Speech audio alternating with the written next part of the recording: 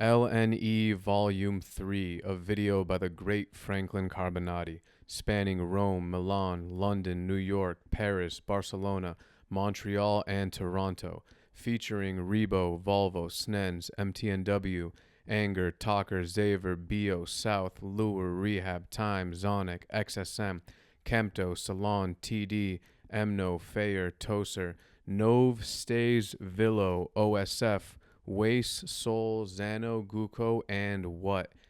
The full video is now available on our Patreon. Enjoy, peace, love, and respect.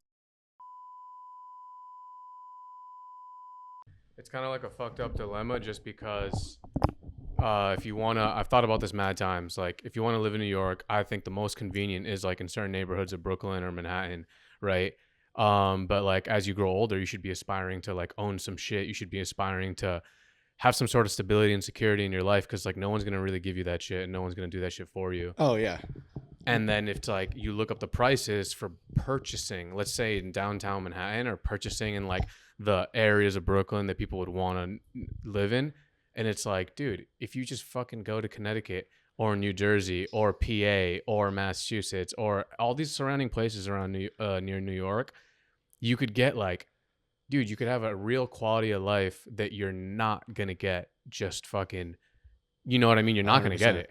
Yeah, no, 100%. That's like the tip that I'm kind of on lately is trying to just secure like a better, just like a more secure future for myself to make that exact scenario happen. Like one of my goals is to own a house and it be outside of the city. And that way, you know, with it being, even if it's like 5 hours away, which is probably where I'll end up, is around 5 hours outside the city.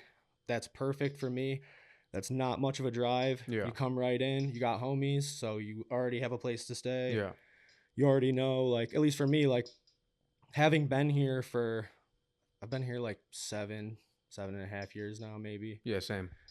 That's funny. We probably moved around right around the Yeah, same right time. around the same time. Like having been here for that amount of time and being an out of towner, like I'm from New York, but being an out of towner, coming here at a young age, like I've fulfilled a lot of that, like all those super fun times that like I was looking for. Yeah. And like it's coming to a point now where I'm like, damn, I see a lot of people around me who are older than me, been through a lot of the similar experiences than me. Yeah. And I'm not hating on anyone, Of but course. I don't see a lot of people making that next step into like ownership Yeah. or having something of value that you really got to take care of.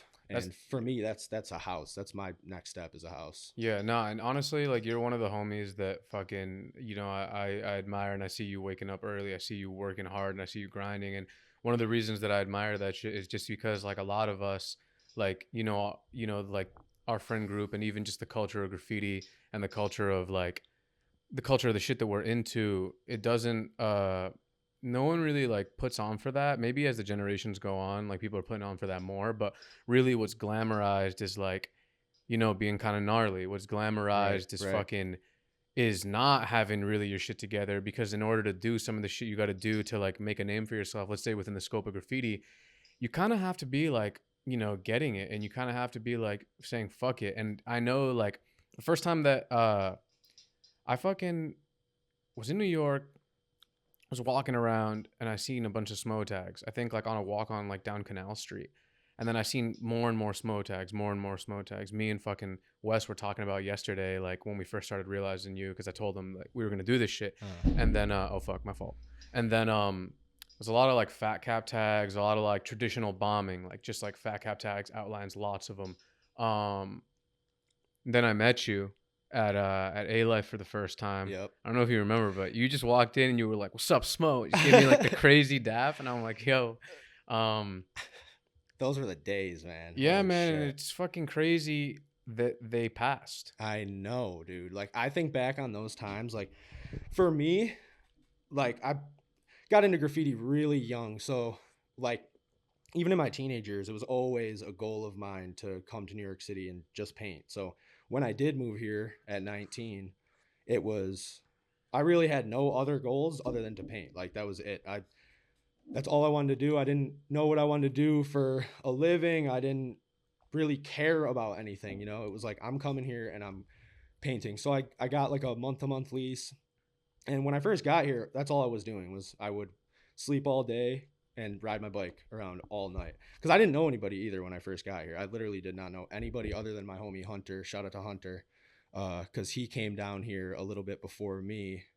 And we're from the same town, but he made the move down. He's a fine artist, so he was doing his thing. But so I had that one connection, but I didn't know anybody in graffiti. But you seen all those tags, that was me by myself. You were up alone. Yeah.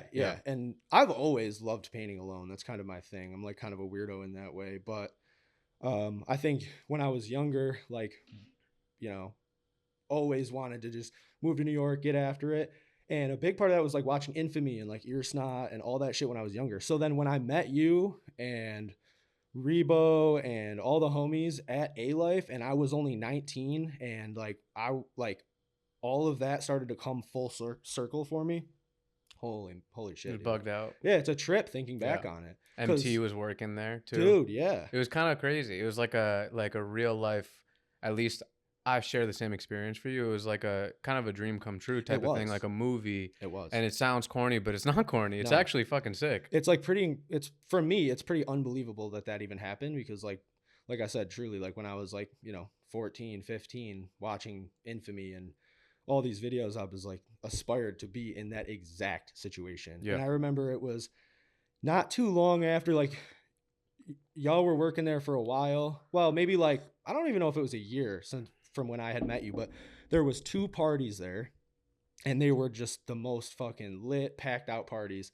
And it was right when I had met all y'all. I hadn't, like Rebo South, they hadn't even put me down in LNE, or it was nothing like that yet, but I was like a new friend. And I remember I came up one party night, the line was literally out the door, and I walked up and I saw you outside, and you just, yo, and I just like felt like VIP status, like just let me in the door, past the security guard that was there, past all these people.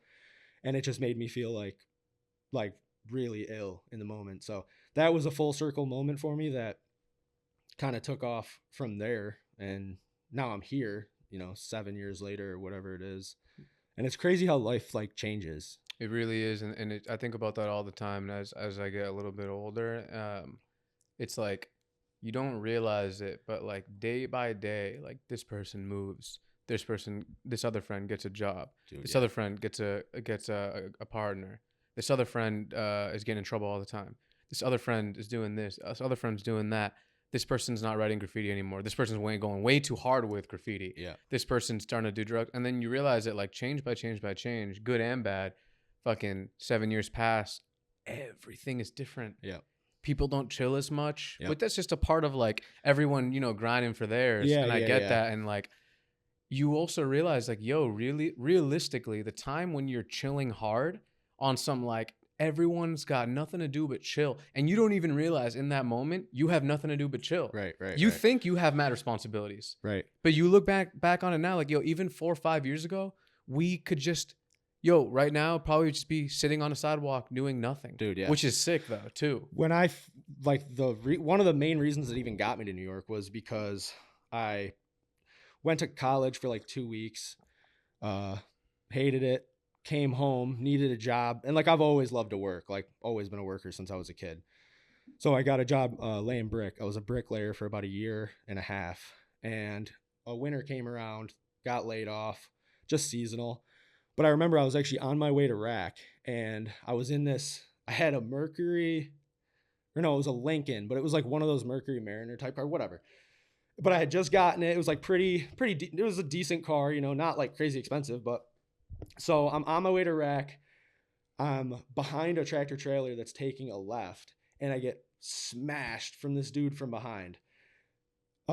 This dude ended up being on his way to a job interview that was literally the building that he crashed into me in front of. It was this like plastics company, and he was literally about to pull into the parking lot for a job interview, and he was so nervous and shit, he fucking wasn't looking, and he hit me, crashed into me. So anyway, I got a check from that car. It was like $5,000.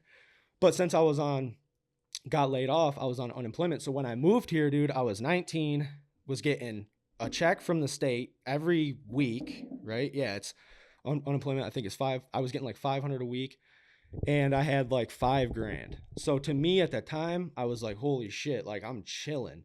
So when I first got here, I had no job for about 7, 8 months, and I was fucking chilling.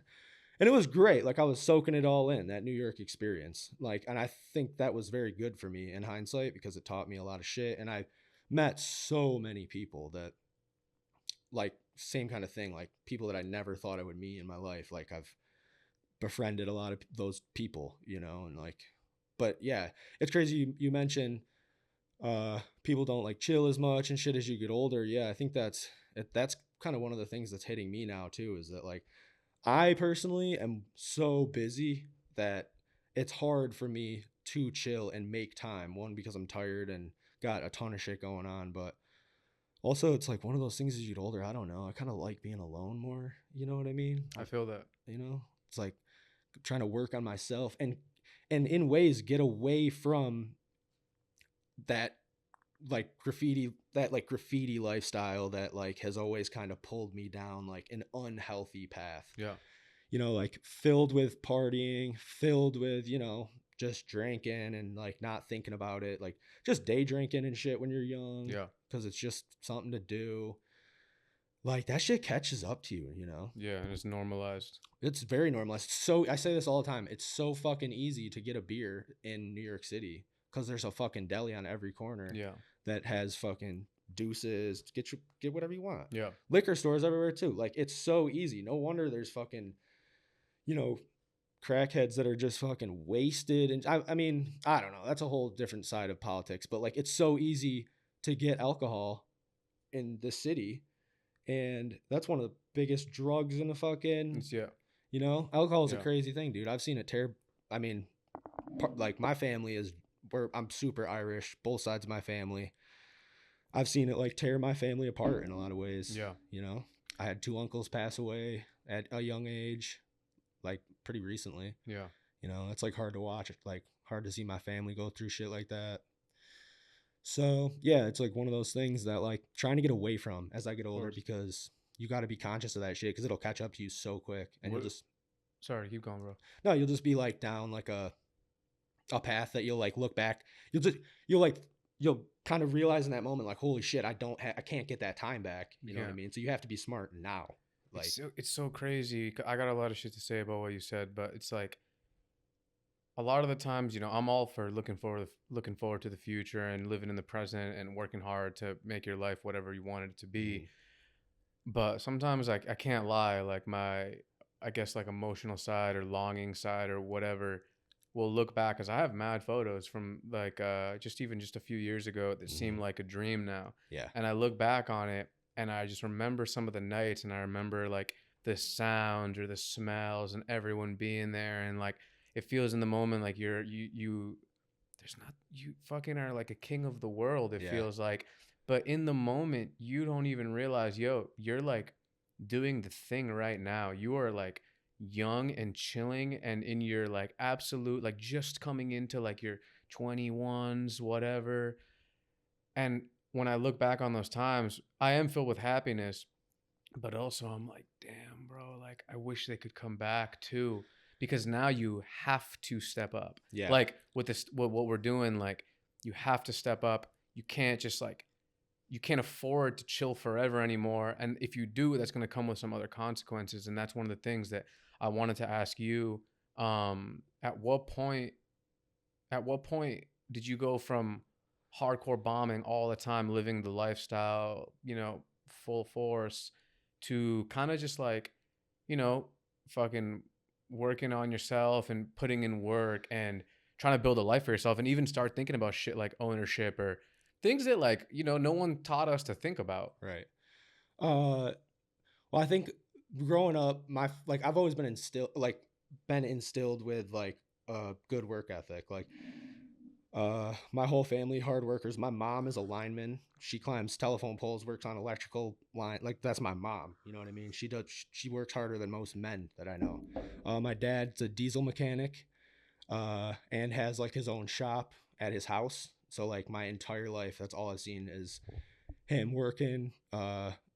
I call him every day. If I call him, he's working. He's in the shop. He's working on a car. So that's always kind of been a thing for me, but it like kind of just being young. I'm just was wild, like just doing whatever the fuck I want, you know? So that work ethic has always been there, but it was getting really jaded by like the parties and graffiti and like being up all night and like dude, like being tunnel visioned and like it's almost just unconscious how much graffiti that you're painting for years and like how it like takes your life down a path. Because then yeah, like you're saying, you step back and you're like, holy shit, like I gotta step up and settle down in ways like I'm still in my mid 20s, but I even feel like I'm getting a little worn down from shit. A big one is dealing with fucking cops. I'm fucking sick of dealing with cops. So that was a turning point for me because even within the last year, I've gotten bagged twice. One of them was real recent, and that one was crazy. I don't even know if I want to talk about that. But that one, honestly, has kicked, like, that was probably 3 months ago. That really kicked my ass into kind of more of what we're talking about now. Like, all right, I'm going to slow down here for a second. You know, I have to reevaluate.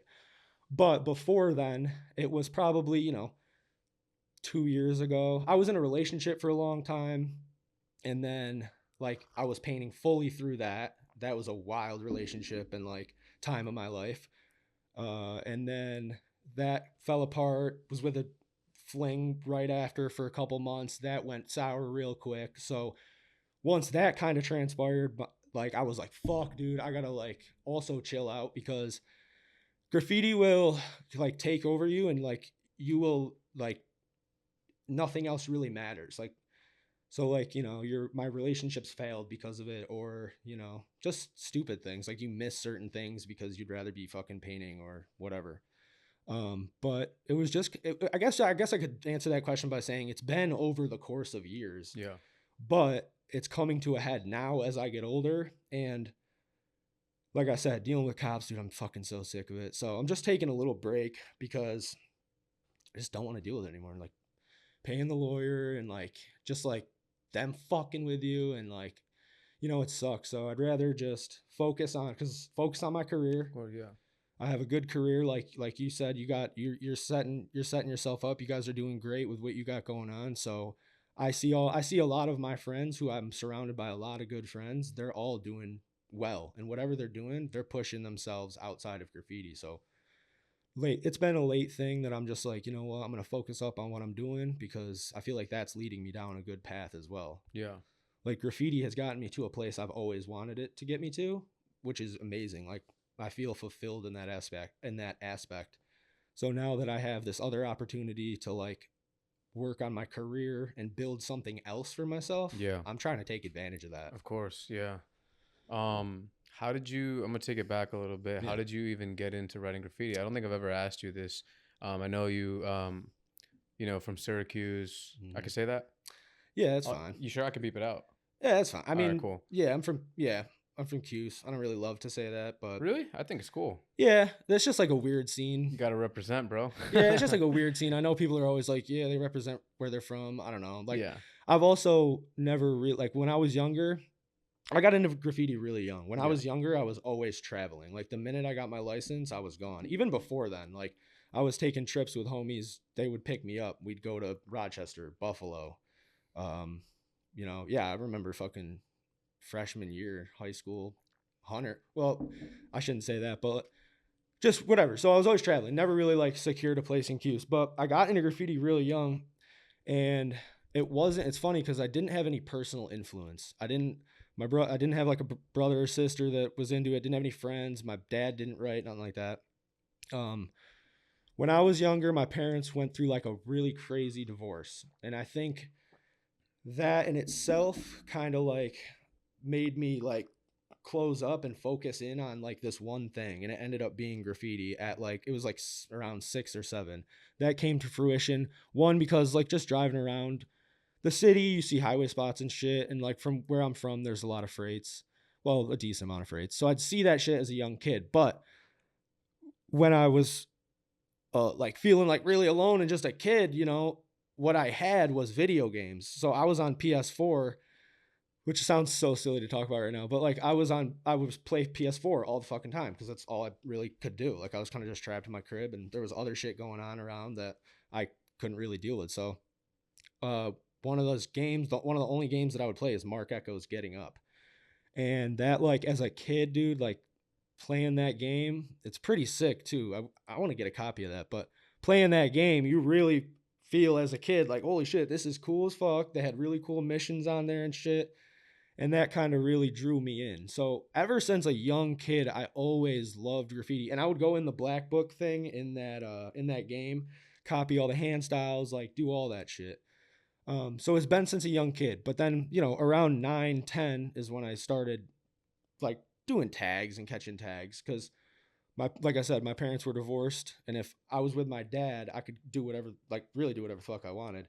And him being like a single dude, he'd be out, he would take me to a lot of big public events, like downtown. There'd be like, Irish Fest or whatever the fuck. So I'd go with him, and then he wouldn't care. He'd let me just go do whatever I wanted. So at a young age, I was like packed up, all geared up, had markers and like paint and shit, and took that shit like serious because I was a kid. And but it ended up being something that I now as an adult take very serious. And it's just funny, like, how the time changes things. But yeah, I was very young. And it's funny just like kind of being obsessed with something and not even really needing a push. It's like I just love painting, and like I love art. I was always that kid in school, like since a young kid, like that I would draw shit for you, or like I was the kid who knew how to draw, so So when you started writing graffiti, you didn't know anyone else who wrote. It was just straight up through the video game.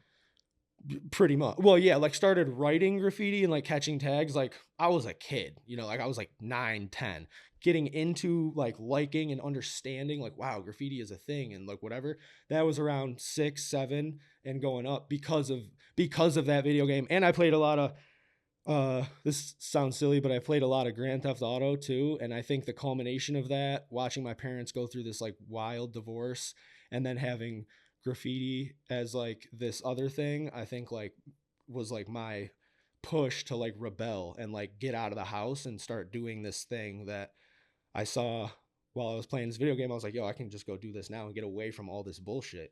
So yeah, at like 9 or 10 is when I started catching tags and started doing shit like that. And ever since then, dude, like, yeah. Yo, I'm thinking right now, it's so wild to think you at 9 or 10 getting into that. Like I started getting into graffiti when I was like 11. Mhm. And I was at a totally different place geographically than you were. Yeah. And then I'm thinking about Rebo and maybe Yeah. him around like kind of the same age or whatever. I'm thinking about like other homies. And then I'm thinking about like us just like somehow all conglomerating into this like Yeah. place, and then we all meet, and it's like it's actually mad beautiful. Like what are the chances that any of that shit happens? Growing up, I was 100% sure that I would never meet another writer. Because I was like, how the fuck am I going to meet another writer? What am I like? When the fuck would you meet another writer? That was just like my mentality. Like a year into writing, I was like, it would be so sick. I was trying to get all my friends who skated into writing. Yeah. But I was like, it'd be so sick, dude, to like actually meet someone who like doesn't know about the shit because you put them on, just like knows about it like even more than you, and is Right. enthralled by it, and all like knows all the people that that low key I realize now aren't like famous. They're just like famous to us because we lived in this little walled garden of like Right. we've watched the same DVD or walked down the same street 4 trillion times. Now there's like a Bible to us, but to a lot of people it ain't shit. You know what I Right. mean? How did you get into the style of graffiti that you like doing? You're one of those people, you really can piece, do rollers, do blockbusters, do hand styles, and do the outlines. Like I consider you very multi-dimensional, like Thank you. because that's just what it is. And I see that you actually enjoy mad parts of it. Like you actually will go enjoy just like catching mad tags, Yeah. like doing outlines, but then you'll also enjoy like doing intricate pieces with like fucking mountains inside of the letters and shit, like the whole thing. So I guess take me through the evolution of you getting into shit, and like what was the first style of graffiti that you really liked into wherever you're at now. Yeah, for sure. I like I think that it's very important to be able to do all forms of graffiti, like you say. Like it's definitely starts with a tag. You have to have a nice hand, even if it's somewhat simple. Like you can tell like how it flows, like if somebody's got a hand or not. So that's important. Pieces I think are important because it shows that not only can you like run around the streets and catch tags, which anyone can do, that shit is so easy, that you can also focus up and like have respect for the craft and like the time that others have put in to fucking, you know, pave that way of like good letters and uh creativity, you know. So I've always focused on all those things, having a good tag, being able to do a good straight letter, and like blockbuster too, like a font, like I think that's important. And then pieces too, and pieces are coming now more of like this weird trippy thing for me because it's me like stepping out of um my own box. When I was younger, I was very inspired by like MSK, like a lot of MSK dudes for sure, like Rhyme. I actually met Rhyme when I was like 15, 16 at in Ithaca at this like crazy jam they had going on back then. They had mad heads there, but met him when I was younger, and he actually spoke with me and like gave me some advice that stuck with me forever. And basically, like, you know, go outside the box, like always stretch your limits and do weird shit. Like I think it's very important to like do something weird and get out of your comfort zone, even if you hate it when you step back, because you're gonna learn something from it. You know what I mean? And piecing too, like especially living in New York now, like I grew up on a different tip because I'm not from the city. I'm not. It's not just bombing for me. Like even though that shit's fun, it's not all I want to do. Like nowadays, I'm a weekend warrior. I like getting up early, going finding a nice fucking layup for like a freight layup, or you know, go and find a bando or a sick underpass, or you know, trap. I'll go to Philly or Connecticut, whatever. A lot of people don't do that, especially in New York City specifically. But that is important to be able to not only catch tags and do a hot spot with a fill-in or whatever. Like you got to be able to do a piece or you know manipulate a roll pull to do a nice clean roller. You know, that's me though. Like that's me, and I paint for a living, and but that all stems from me being obsessed, like autistically obsessed with painting. You know what I mean? Um, like it's always like I said, it's like ever since I was a kid, I've been the kid who like loves to draw and been creative. So uh now in my life, it's like it's transformed into me being a professional painter and being obsessed with it. So that also kind of goes into my work as well, whether it's being like artwork that I do or graffiti. Like I'm gonna take my time and make sure that shit looks nice. Yeah, yeah. That's important, you You could know. tell. You Thank could you. tell. I could even see like in just your work and your job. I see the way that you work, and you could tell you really want it to fucking come out good. Yeah. Oh Like yeah. I just from seeing the videos, I just get the sense that like this dude's gonna be pissed if the shit doesn't come out good. It needs to come out good. Oh Even dude. if it's not his fill-in, it's not his throwy. It's gonna be maybe for Nike or maybe for, but it needs to fucking come out good because he's the one who's doing it, and I could Right. tell that just from looking. Yeah, like I'm like a perfectionist no matter what it is. Like but I also honestly I really hate most shit that I paint. Like even when it's finished, I guess hate's a strong word, but I'll step back and every single time like, oh, I should have done that. I should have done this. I should have. And I think that's what keeps me attached to graffiti and trying to better myself in graffiti. And yeah, that's just like kind of like a life way to be in life too. Like Yeah. I'm never satisfied, and that's what keeps waking me up at fucking 4:30 in the morning, you know what I mean? Like Have you always done that? that's kind of come along with the change that we're talking about. Cause you be sending me these stories. Yeah, I'm like, yo, this dude is really like amped at fucking hell 4 yeah, a.m., dude. hell yeah. I think that's come along with that change for me because in that party zone when I was at, bro, like it was the exact opposite. I was going to bed at 4 or 5. It's so easy out here to get caught up in a fucking bar night and like little bit of drugs going around, whatever, and you're up all fucking night, like, and I'm like just sick of that, like so sick of it. So it's been like a year and a half. I've been like switched it up. I go to bed at like 8 o'clock. I was texting you last night. It was like I dead ass went to sleep like right after that. Woke up this morning 4:30, and then I get time to chill and more or less like be sober for more of my day because like I have a tendency to if I'm bored at night and I've worked all day and I'm tired, like I'll grab a beer and like it doesn't turn out to be anything crazy, but I kind of just hate doing nothing. So Yeah. if I grab a beer and I do nothing all night, I feel like shit. Yeah. You know what I mean? So I'd rather go to bed early and wake up nice and early and fucking get after it. It's also nice to wake up. I've had times in my life where I wake up. This is when I was younger, about like 1 p.m. and like I'd enjoy doing that, and I'd enjoy like just staying out all night with homies, and like it's fun to do that shit Yeah. Yeah. sometimes. But now like up until like a few weeks ago, I started waking up early again on some like 4 a.m. shit, 5 Mhm. a.m. shit, sometimes 3 a.m.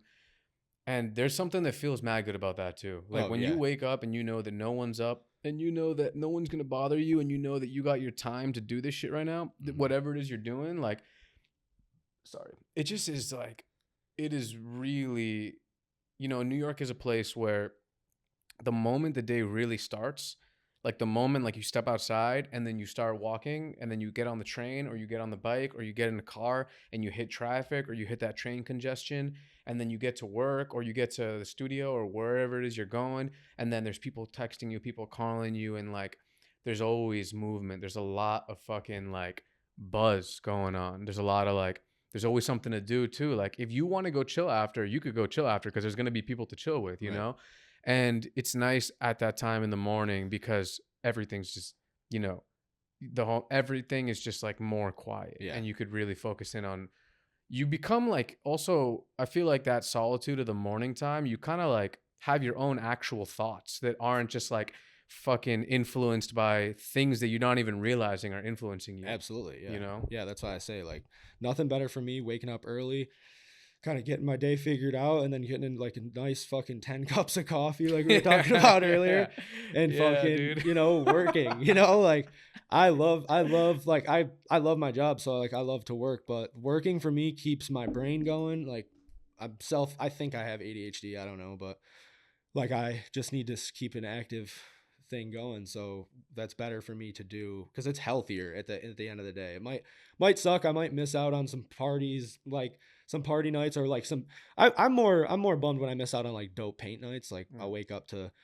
just videos and shit from like Rebo or the homies, and they're doing something sick, and I'm like fuck. But at the end of the day, like that's why I say I'm trying to work on myself, and if that means that I gotta fucking have a little bit of FOMO and go to sleep early and wake up feeling good, then that's what I'm gonna do right now. Yeah, we gotta like, pick and choose what we're gonna advance in. Yeah, I yeah, feel like that all the time with a lot of things. Like yeah, for me, mostly it's more just like chilling, and like hanging out with everyone. Cause like whenever everyone's hanging out, I like always wish I could be there. yeah, Sometimes I don't. Sometimes I'm like, all right, cool. I'm kind of okay with being alone right now. But I feel like you just gotta pick and choose, and there's a time and place for everything. And I feel like, at least for me speaking, like right now, my time and place is like doing what I'm doing. yeah, Because if I don't do it now, I'm never gonna get the shot again.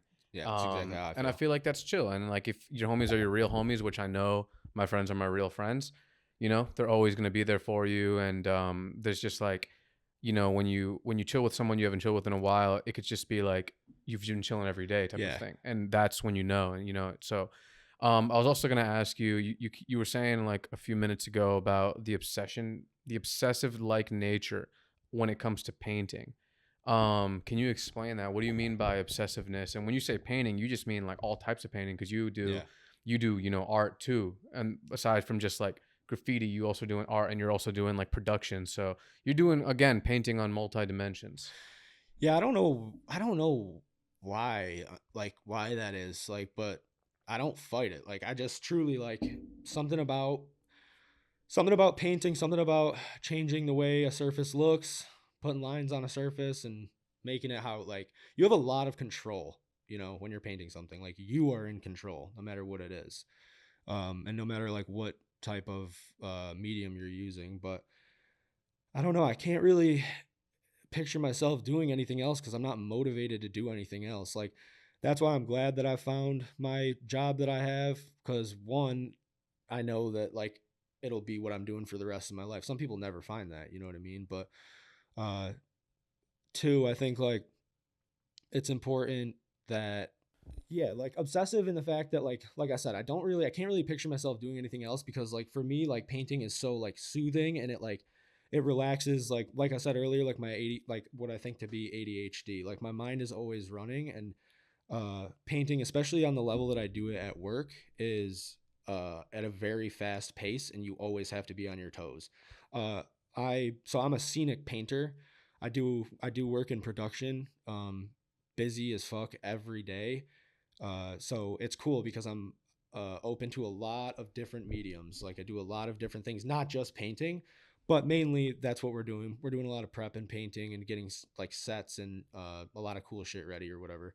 I personally am specializing in spraying, so I'm learning a lot to do with spraying different types of products and materials, whether it's water based or solvent based, anything like that.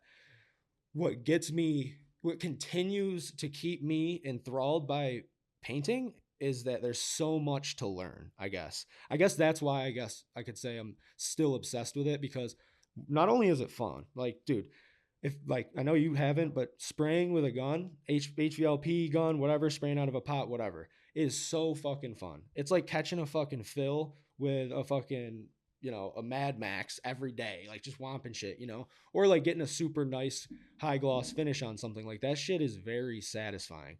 And I thought that I knew everything when I was like egoed up, coming up, painting graffiti, and I was like, yeah, I'm the best painter ever. But even to this day, I'm fucking learning something new by someone who knows a lot more than me in a different type of painting than just graffiti. Graffiti definitely helped me to get to where I'm at now. Like I understand a lot about paint because of it, but I'm still learning shit every day, and it's fucking cool. Like I love getting to learn this shit, and I don't really know why. Like you're just still advancing. Yeah, it's still because there's always a way to advance if you really like it, and I guess I just really like it, and Yeah. it satisfies like my fucking urge throughout the day to like be happy and like content at the end of the day. It's kind of like doing what I do at work. You put your all into something every day or all day. You learn how to do it good. It's nice. You step back. Everyone's hyped. It's kind of like painting a piece, and like Yeah. everyone's dapping you up. Like It also feels good to put your 100% into something. yeah, dude. When you do that and you go home at the end of the day tired, it feels good. Yeah, something